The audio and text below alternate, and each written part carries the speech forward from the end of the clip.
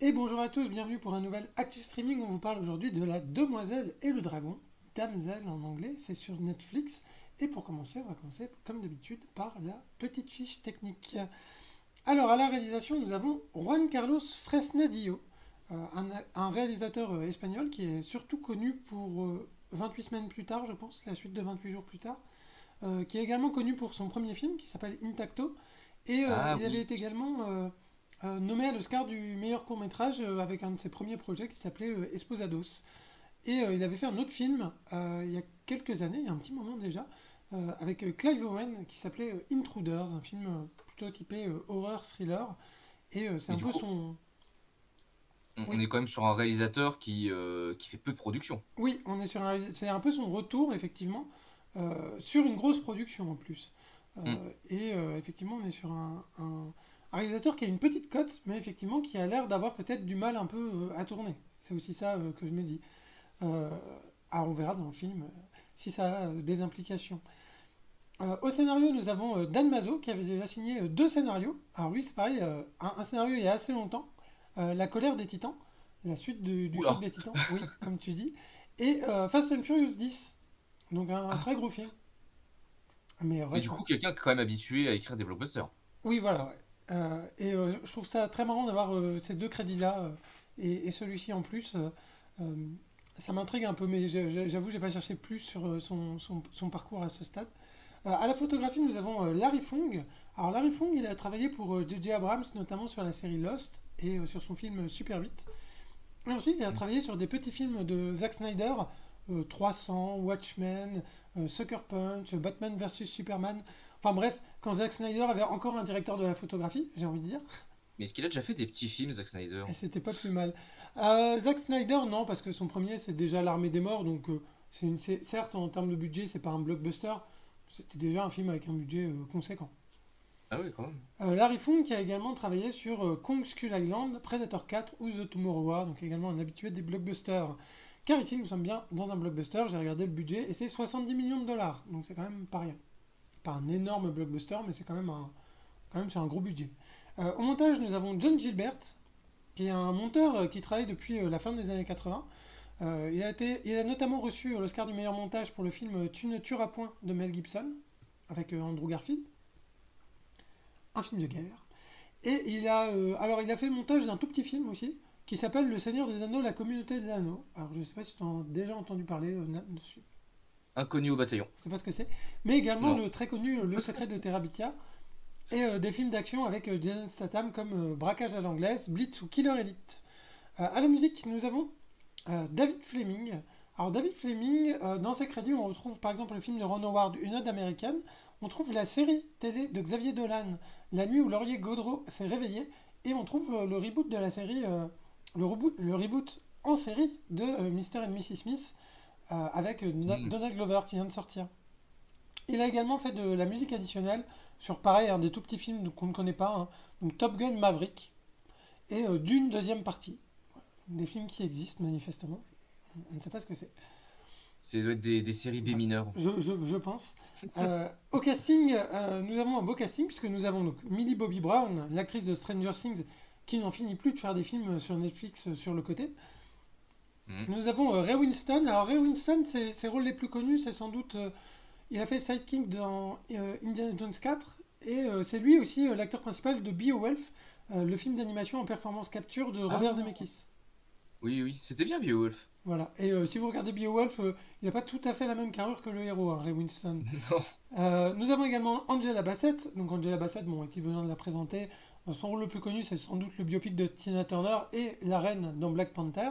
Nous avons Nick Robinson, aperçu dans Jurassic World, le premier, et tête d'affiche sur le film Love Simon. Et nous avons Robin Wright, qu'on a toujours plaisir à voir, Hmm. qui va faire une méchante reine. Alors on adore ça. Bon, bah, qui est connu pour Forrest Gump, Princess Bride, House of Cards. Est-il besoin de la présenter davantage? Voilà, nous commençons par un gros plan sur des pattes de chevaux. Nam, que se passe-t-il? Où est-on? Est-on dans un monde d'heroic fantasy et de contes de fées? Je crois bien. Bah du coup, oui. Oui, oui, bah voilà, on commence par ce qui va s'avérer être un flashback Donc quelque chose d'assez assez commun aux histoires d'un monde fantastique, c'est-à-dire on a un problème étant qu'il y a un dragon que ces chevaliers vont essayer de tuer et ils vont se faire massacrer. Et après le film va reprendre des années plus tard, on ne sait pas combien de temps, mais pas mal de temps plus tard, dans un autre pays où se trouve Millie Bobby Brown. Donc voilà, c'est les chevaliers. Bon, il n'y a pas match, hein, voilà. Non, il n'y a pas match. Ils se font éclater. Et Millie Bobby Brown, du coup, voilà, qu'on nous présente comme bon, une princesse, ça on le sait très vite, mais une princesse travailleuse, voilà, vu elle est au champ, elle coupe du bois, parce qu'elle est dans un pays qui plutôt miséreux, avec des conditions de vie plutôt compliquées. Et du C'est coup, c'est- c'est elle les, travaille au champ. c'est les gens du Nord, tu sais. C'est comme à Oui. Winterfell, ils ont le cœur sur la main et ils travaillent et ils sont proches de leur peuple. Elle est un peu codée comme ça, effectivement. Et aussi, Ça. ce qu'on peut dire déjà, c'est que dans le titre, va parler de la demoiselle. Et effectivement, donc elle joue une princesse, mais est-ce qu'elle va jouer le rôle de la demoiselle en détresse ou est-ce qu'il va y avoir une inversion des rôles? C'est ça? Oui, bah alors l'inversion des rôles n'arrive pas tout de suite, parce Ouais. que d'abord on apprend qu'elle va être vendue à un pays voisin pour des thunes. Alors on ne l'apprend pas comme ça. Au début, on se dit oui, tu vas aller faire un mariage pour sauver le pays. Mais c'est vrai qu'on comprend qu'il y a un peu anguille sous roche parce que le père, le roi, a l'air de négocier.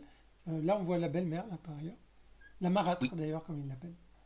Qui d'ailleurs plutôt rigolo là, au début du film on est quand même sur des rôles très classiques, c'est-à-dire Ouais. la belle-mère a l'air de pas être une alliée, Ouais, au contraire.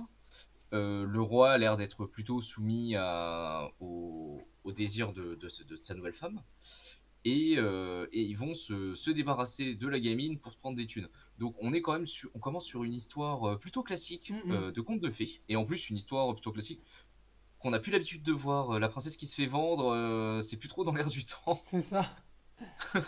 Euh, alors nous Et arrivons d'ailleurs dans le château des acheteurs, on va oui, dire ça comme ça, hein. Ce qu'on peut dire, c'est que le film a été tourné au Portugal, donc il y a beaucoup de décors réels, dans un monde de blockbuster en CGI.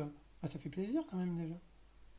et on peut noter aussi que par rapport aux images, voilà, vous aimez pas les couleurs ternes dans les films, hein, les détracteurs de Dune, et ben voilà, là il y a de la couleur, Voilà, j'espère que vous appréciez. Et en plus, bon, pour vous, c'est une bonne chose. Je trouve que la DA est très bonne dans ce film. Voilà, genre toutes les couleurs répètent. on voit On qu'il y a a énormément de budget, hein. ouais, les décors et les costumes sont incroyables. Les décors, les C'est costumes, ouais, super vraiment. beau.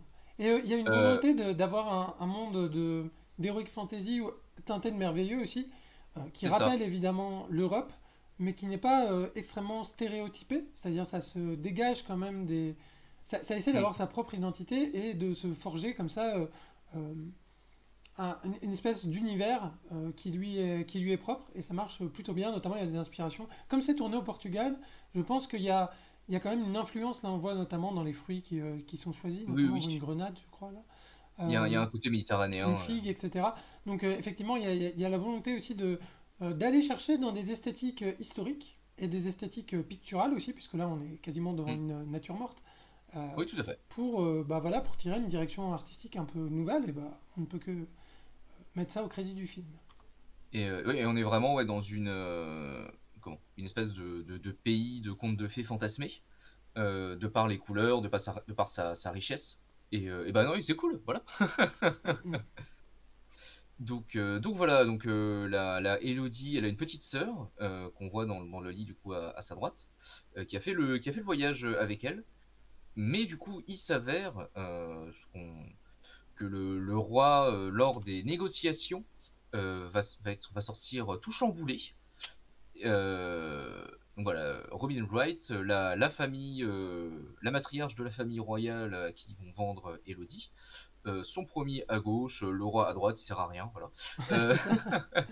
Elle ressemble un peu à la méchante reine dans Blanche-Neige et le chasseur, Charlie Theron. oui, complètement. C'est complètement la. En fait, elle fait plus méchante belle-mère que Mm, la méchante belle-mère d'Elodie. c'est ça. Euh, Méchante belle-mère d'Elodie qui, de toute façon, voilà, va se révéler être en fait une alliée Ouais. plus tard, enfin très rapidement dans le film. Et on a le prince charmant à gauche qui est qui est jeune, beau, et quand il discute un peu, on voit qu'il est plutôt ouvert d'esprit et qu'il a l'air sympa. Mais qu'il a l'air quand Et même un peu. Alors moi, ça m'a quand même. Il a l'air quand même un peu coincé. Il y a quand même un ouais, truc où. Et je me suis dit, c'est marrant parce que Nick Robinson, il joue pas ce genre de. Il joue des rôles où il est plutôt à l'aise en général. C'est plutôt l'ado cool, etc. Il a quand même l'air d'avoir un petit blocage qui va avec le mystère en réalité. oui. Mystère qui va être éventé assez rapidement. La première demi-heure du film, voilà, c'est ça, c'est Ouais. la présentation, les personnages et tout. Donc voilà, la rencontre entre les deux belles-mères, où c'est une plutôt importante parce que c'est là où on commence à comprendre qu'il y a quand même anguille sous roche, hormis le fait que Elodie elle se fait vendre. C'est que la belle-mère elle dit bah écoutez, on prend Elodie, mais vous vous cassez. Hmm. On veut pas entendre parler de vous, on veut pas vous connaître, voilà. Puis elle se trompe de Euh, prénom par ailleurs. oui, Elle l'appelle Héloïse, je crois. c'est ça.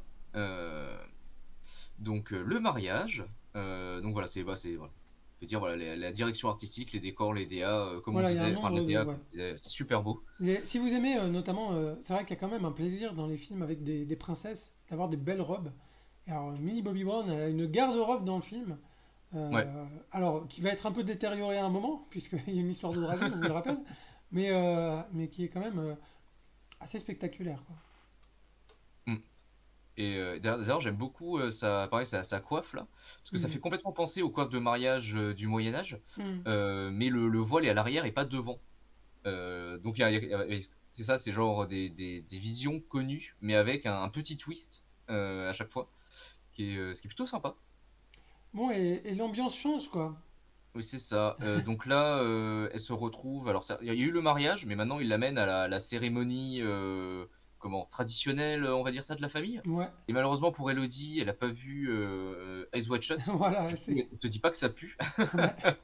Ouais, elle le sent quand même, elle est un peu mal à l'aise, Oui, mais elle se dit, bon, ils ont leur bizarrerie dans la famille. Voilà, c'est ça. c'est ça. Euh, Sauf que c'est plus que des bizarreries. Parce que il y a toute une histoire où il mélange le sang et elle jette une pièce et après il la porte et il lui dit pardon et puis il la jette dans le vide. Et voilà. Alors, déjà, ce qui est assez étonnant, c'est que l'événement perturbateur, du coup, arrive assez tard dans le film. C'est quand même au Ouais, bout d'une demi-heure. Mais ça a permis de poser les personnages avant. Et le film change radicalement. C'est-à-dire, on n'est plus dans le conte de fées. Et là, effectivement, donc elle va tomber dans cette espèce de cave et se réveiller. Et là, c'est bienvenue dans les nouveaux Hunger Games, quoi. c'est ça. Tu pensais partir en vacances et puis c'est un battle royale. Ah, c'est Bonne ça. chance. Ça va être survie versus le dragon. C'est ça. Mais en même temps, voilà, première partie quand même assez intéressante parce qu'elle amène plein de personnages, elle amène plein d'éléments, elle te présente l'univers, les enjeux et compagnie. Et tu comprends bien qu'il y a Anguille sous roche et tout ça, bah, c'est du setup pour ce qui va se passer ici. Mais cette deuxième partie va également revenir sur tout ce qu'on a appris dans la première partie. Mm, mm. Et je trouvais que c'était. Et pour le coup, c'est plutôt bien dosé, je trouve. Parce que du coup, là, voilà, on est dans le cœur du film et qui n'est pas du tout un ventre mou, parce qu'en fait, on est complètement dans autre chose. Ouais. Ah, moi, alors d'ailleurs, la manière dont est introduit, alors elle tombe dans cette espèce de grotte, elle trouve comme ça un espèce d'oiseau qui a l'air d'avoir été enflammé. Et Mm, donc nous, on sait que c'est le dragon, on l'a déjà vu, on sait il y a cette histoire-là avec le flashback.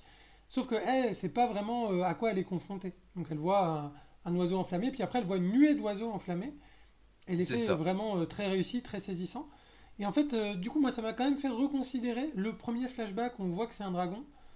En fait, moi, j'aurais bien aimé ne pas le savoir, quoi. Qu'il y avait une histoire de dragon dans l'histoire. Ouais, Et qui garde. Parce que le mystère est gardé pour l'héroïne, mais pour nous, c'est déjà éventé. Et du coup, moi, j'aurais aimé que le film garde le mystère là-dessus et qu'on se dise, bah, où est-ce qu'elle s'est retrouvée, quelle va être la menace à laquelle elle va être confrontée. Et c'est vrai que je trouve ça un peu dommage d'avoir fait une entrée en matière un peu trop explicative, quoi, d'une certaine manière. mais je pense qu'en fait, c'est le genre de truc comme ils ont fait, par exemple, pour le premier Predator, Hmm. où dès le début du film, on te dit c'est un alien. Ouais, Et après, tu le découvres. Mais je pense que c'est vraiment le genre de scène qui est rajouté parce qu'ils se disent, par rapport à l'univers qu'on met, ouais. quand le truc va arriver, est-ce que ça va pas sortir les gens du film, tu Hmm. vois? Parce que pareil, dans La Demoiselle et le Dragon, on comprend que c'est un univers de contes de fées, Ouais, mais on n'a pas d'éléments merveilleux jusqu'à l'arrivée du dragon. ouais. ce qui aurait pu être réglé par la création d'autres éléments fantastiques. En fait, je pense que le film aurait pu donner éventuellement dans le flashback des indices sur la menace, qu'on voit les gars se faire dézinguer, mais qu'on puisse faire le chemin soi-même de se dire c'est un dragon. Parce que là, on voit. Après, le film s'appelle La Demoiselle et le Dragon en français. Donc littéralement, on est spoilé Oui. dès le titre. Comme il s'appelle Damsel en anglais, c'était moins évident. Mais voilà, en tout cas, moi, ouais, petite réserve là-dessus. Après, alors moi, dès qu'on rentre dans la grotte, le film commence à me captiver, quoi. C'est-à-dire que je trouve vraiment les effets extrêmement réussis. Et et il y a tout un tas de choses qui va se passer dans cette grotte. Du coup, là, Nam, Et je te oui. laisse enchaîner. Là, c'est la scène dont je parlais avec Et tous les oiseaux qui tombent autour d'elle. Et là, voilà, typiquement un effet assez minimaliste, en fait, et qui marche Mhm. très très bien, quoi.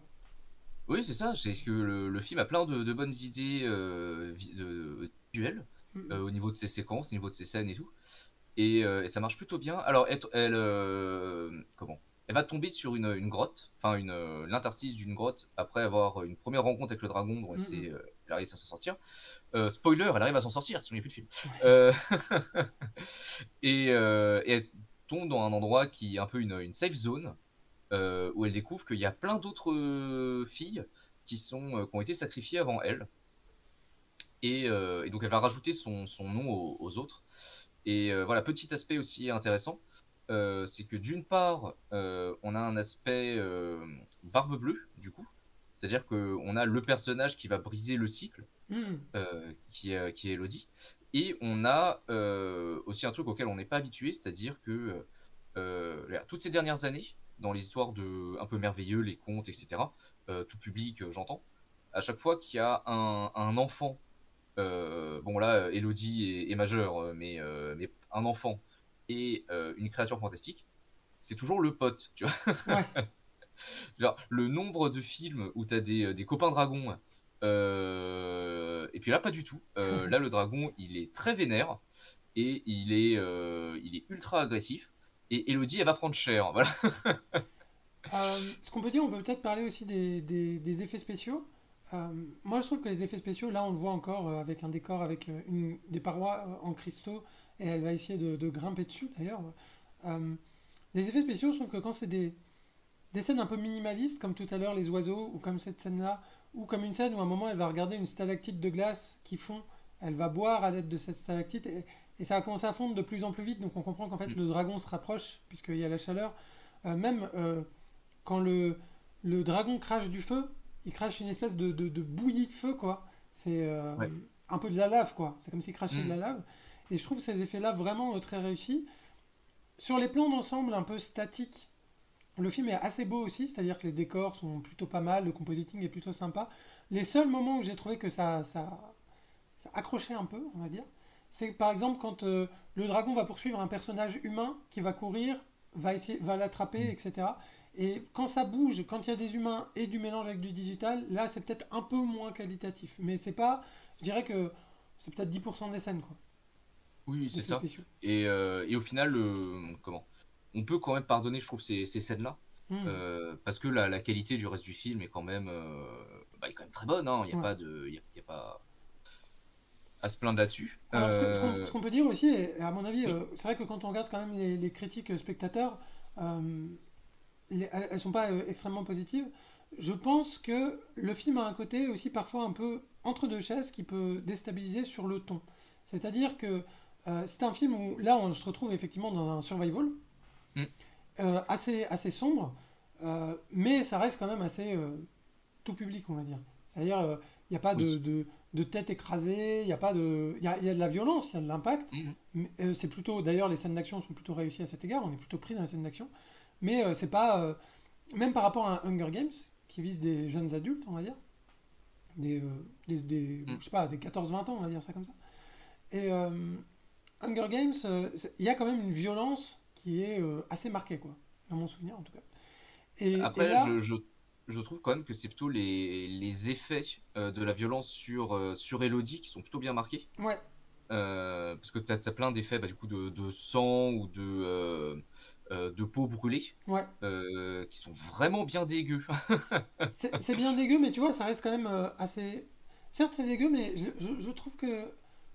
En fait, je les trouve dégueux sans être extrêmement dégueu. C'est-à-dire qu'on voit effectivement que sa peau est brûlée, mais c'est bien délimité, c'est bien marqué. Et par exemple, il n'y a pas toutes ces scènes où, par exemple, elle touche sa peau pour essayer de la remettre, comme on voit dans les films de survie Hmm. où il commence à se recoudre, etc. Où vraiment il y a du body horror, quoi. On n'en est pas là non Ouais. plus. Donc en fait, Bah, c'est vrai que dans ouais. le film, ils ont trouvé une astuce pour passer ça. Mhm. Et je trouve que le film, moi personnellement, ça me dérange pas dans le film. C'est-à-dire, Hmm. c'est un film qui va se destiner à un public un peu plus jeune en fait. Ça va être plutôt pour les 9-14 que pour les 14-20. Et donc c'est Oui, sûr que pour un public adulte qui attendrait quelque chose à la Hunger Games, ça va paraître un peu édulcoré. Et pour un public enfant, pour le coup, c'est peut-être un peu trop graphique parce que ça reste quand même très angoissant, quoi. Toute cette oui. course-poursuite là, c'est quand même. Donc voilà, je pense qu'une partie des critiques peut venir de là. Euh, Moi, pour ma part, c'est pas vraiment. Enfin, c'est pas vraiment Et, un problème que j'ai trouvé vis-à-vis du film. et après, pour le coup, au niveau du scénario, je trouve que le scénario est quand même plutôt intelligent Ouais. dans la manière dont il est mené.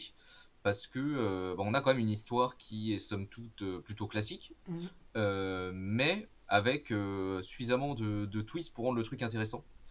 Le Voilà. twist principal étant que, effectivement, donc c'est la demoiselle en détresse euh, prise en otage par le dragon.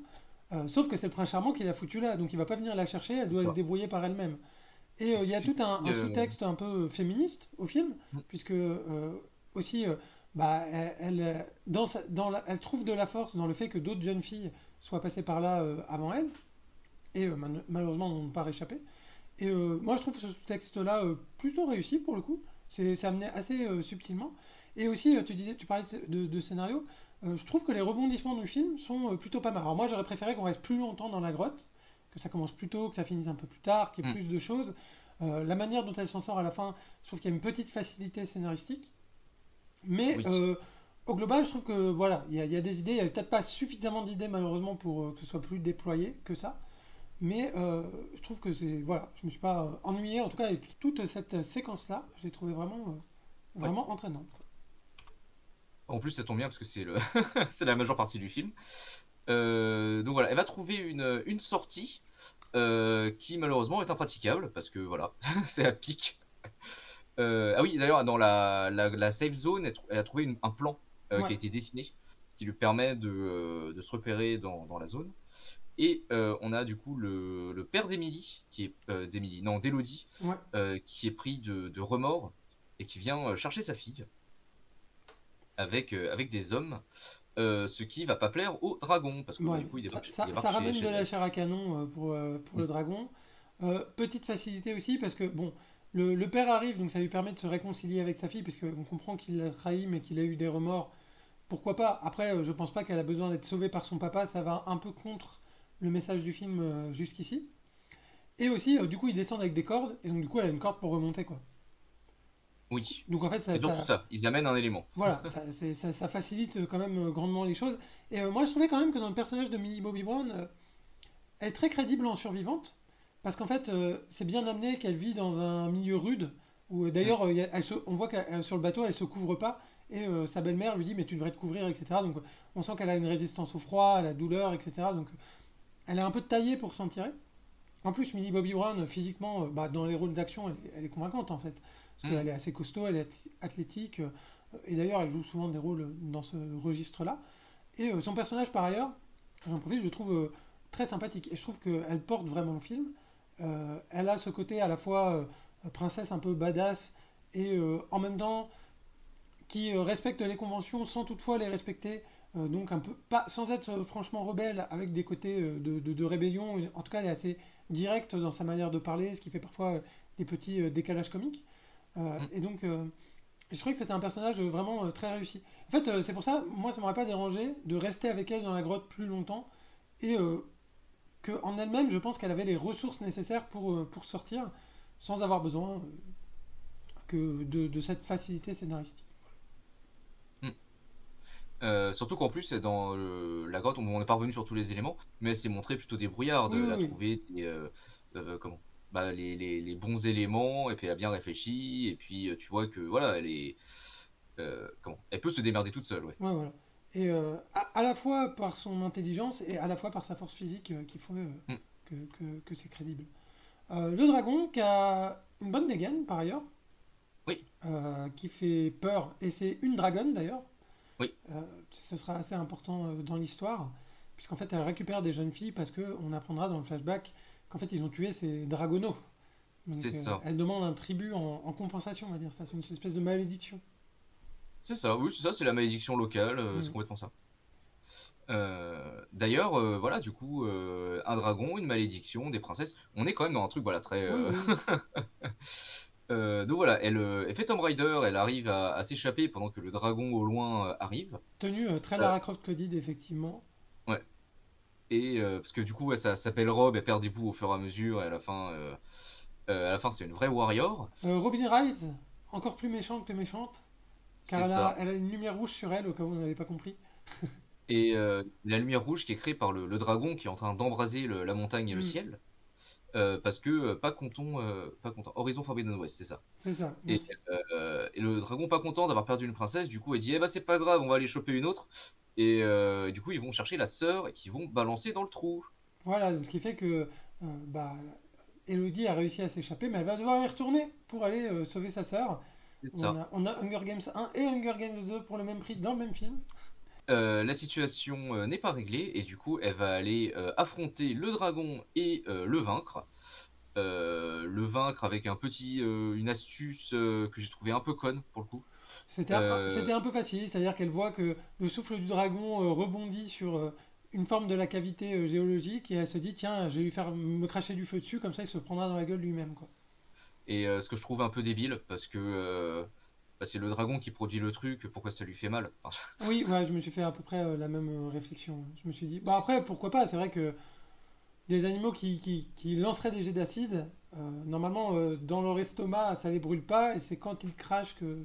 Donc pourquoi pas, mais effectivement, oui. c'est Mais du coup, bon, une petite facilité. bah, Mais c'est. ça expliquerait pourquoi ils sont pratiquement tous éteints. Voilà. Mais, Imagine, mais tu te oui, du vomis coup, dessus, voilà, tu brûles. elle arrive à battre le dragon.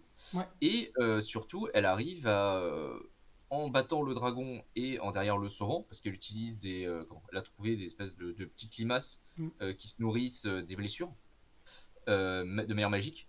Et donc, ouais, elle peut soigner le dragon et surtout, elle peut lui faire entendre raison.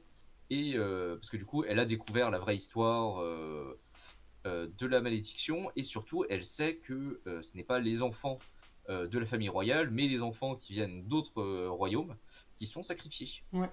Parce qu'effectivement, ils trompaient son odorat en mélangeant leur sang C'est ça. à leurs épouses. Et, Et du coup, et du bah, coup, elle rentre dans sa Daenerys Targaryen era, c'est ça. pour notre plus grand plaisir. Et elle va faire cramer les esclavagistes. Voilà. Bon, Elle c'est dit pas les esclavagistes, Dracarys. vous avez compris l'idée. Et du coup, le dragon arrive et va foutre le feu au royaume, enfin au royaume, au palais en tout cas, avec la famille royale à l'intérieur. Et du coup, elle peut avoir son badass shot avec les flammes derrière et le dragon au-dessus. Et voilà. Et c'est badass, hein, y a rien à dire, oui. C'est stylé. Et effectivement, tu disais tout à l'heure, c'est typiquement le genre de film où j'aimerais voir une suite. Et moi, est-ce que je veux voir le retour de Daenerys, mais avec Millie Bobby Brown et son dragon qui défonce tout le monde? La réponse est oui. Oui, parce que du coup, à la fin du film, elle repart dans son royaume, mais avec sa nouvelle copine, C'est le ça. dragon. Donc ouais, moi franchement, une suite où il pourrait pousser un peu plus la relation entre les deux, moi je dis pas non, parce que du coup, elles sont juste réconciliées à la fin, mais du coup, il y aurait il y aurait matière à faire. Et puis, il y a des riches à brûler, donc qu'elle n'hésite pas. Oui, parce que du coup, elle retourne dans son royaume de misérables. Hum, Euh, hum. C'est ça, donc elle pourrait faire la révolte des petits contre les grands. Elle pourrait faire ça. Bah, juste dire que je trouve que, comment, de manière un peu amusante, les petits twists qu'ils ont rajoutés au scénario, par rapport à cette histoire plutôt classique de princesse de dragon, etc. Princesse enfermée, bon, pas dans une tour du coup, mais dans un souterrain. Au final, en changeant ces choses, enfin en changeant les éléments, en retournant les trucs, je trouve qu'on se rapproche plus de l'idée des contes, mais des contes à l'ancienne, sans tomber dans l'horreur absolue, mais vraiment les contes qui étaient là pour pas te dire que si t'es gentil, tout va bien se passer pour toi, Hum, mais les contes qui vont te mettre en garde, tu vois. exactement, ouais. Et là, c'est attention à ta belle famille. C'est vrai qu'une des forces du film, moi, je trouve, c'est d'être à la fois un bon conte merveilleux en tant que tel, et à la fois subvertir un peu le récit classique. des contes merveilleux en le tirant vers un message féministe, quoi. Donc ça, je Mm. suis assez d'accord. Du coup, alors pour conclure, je pense qu'on a plutôt apprécié le film, pour notre part. Euh, Moi, c'est vrai que bon, voilà, j'ai eu quelques petites réserves sur voilà, quelques effets spéciaux. Pour moi, la partie la plus forte, c'est vraiment la partie dans la grotte.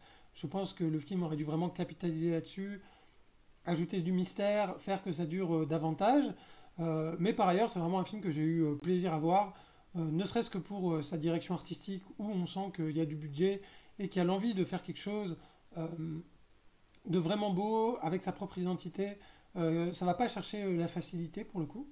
Mm. Et, euh, et aussi très convaincu par Millie Bobby Brown en lead, hein. C'était déjà le cas dans Enola Holmes, c'était déjà le cas dans Stranger Things, et vraiment, je pense qu'une belle carrière lui est promise. Donc plutôt, plutôt une bonne pioche pour ma part en tout cas. Ah bah oui, tout à fait. J'ai beaucoup aimé ce film et bah, j'espère qu'ils vont continuer à sortir ce genre de film. Des films de genre, voilà. Je veux des films de genre. Voilà. En plus, quand ils sont bien, et bah banco. Donc ouais. Nam, avons-nous des recos de films à faire pour nos spectateurs, pour des films dans le même genre peut-être, pour prolonger ce plaisir? Oui, tout à fait. Qu'est-ce que tu as dans Euh, ton escarcelle là? alors, bah moi, du coup, je vous propose un film qui est un ensemble de contes, mais de contes à l'ancienne. De contes, attention, comment? Au mariage, par exemple, ce genre de Mhm. truc. Du coup, c'est Tales of Tale Ah oui, Matteo de, Garonnet, film de italien, Matteo Iorni, c'est ça. avec Salma Hayek Euh, et Vincent Cassel. oui, qui était un film qui était très sympa, enfin que j'ai beaucoup aimé, qui est vraiment c'est ça, une reprise de vieux contes et, euh, et vraiment des vieux contes à l'ancienne, c'est-à-dire, par exemple, il y en a un, c'est Alors c'est comment? basé sur un texte ancien italien qui Oui, s'appelle Le Conte des Contes, hein, et dont le nom de l'auteur m'échappe, mais vous pourrez aller regarder, et je qui sais. mélange effectivement des contes comme ça. C'est un ouvrage traditionnel local. Mais par exemple, pour vous dire un conte, il y en a un, c'est une fille qui veut pas se marier et et du coup, elle propose à son père comment, un défi à proposer aux prétendants, défi qu'elle pense que personne n'arrivera à réaliser. Et il s'avère qu'il y a quelqu'un qui arrive à le faire, et c'est un ogre. Donc voilà, on est Alors, sur ce genre de truc. pas du tout pour enfants, hein, pour le coup. Non. Très gritty, très gore, direction artistique incroyable aussi. Ça a été présenté à Cannes. De toute façon, Matteo Garonnet, regardez tous ses films, hein, c'est formidable. C'est vraiment très bien. Euh, Moi, de mon côté, j'ai un film beaucoup moins élaboré à vous proposer. Vous connaissez Cœur de Dragon, mais Oui. est-ce que vous saviez qu'il y avait eu des suites à Cœur de Dragon? Ah bon? Est-ce que vous savez qu'il y a eu Cœur de Dragon 2 avec, Oula. avec un acteur de Malcolm, avec Christopher Masterson, c'est le grand frère dans Malcolm. Savez-vous qu'il y avait eu un Cœur de Dragon 3? Savez-vous qu'il y avait eu un Cœur de Dragon 4 et même un 5? Alors, sachant que le 4 et le 5 sont faits par la même équipe de prod et sont sortis à peu près pareil, et bah le 4 et le 5 sont vraiment pas mal. Alors que bon, le 2 et le 3, le 2, les effets spéciaux sont dégueulasses. Le 3 n'a vraiment pas grand intérêt, c'est très fantasy basique. Mais dans toutes ces longues séries, un peu comme Le Roi Scorpion, quoi, les séries un peu DTV, bah parfois on a des bonnes surprises. Et donc je vais vous recommander ni plus ni moins que Cœur de Dragon 4, alias Dragonheart, la bataille du cœur de feu. Si vous aimiez les séries de fantasy des années 90, si vous aimez les dragons sympas et rigolos, ça vous plaira. Et puis après, vous pourrez embrayer sur le Ouais. 5, qui est très chouette aussi. Faut aimer les séries B, c'est vraiment très B. Il n'y a pas 70 millions de budget, hein. C'est vraiment tourné dans les pays de l'Est. Euh, mais il y a un truc, je sais pas, moi, il y a un truc qui ne cessera de me plaire dans ce type d'univers-là. Si vous nous avez suivis sur YouTube, merci beaucoup. N'hésitez pas à liker, à partager. On revient bientôt pour un nouvel Artus Streaming. À bientôt, bye bye.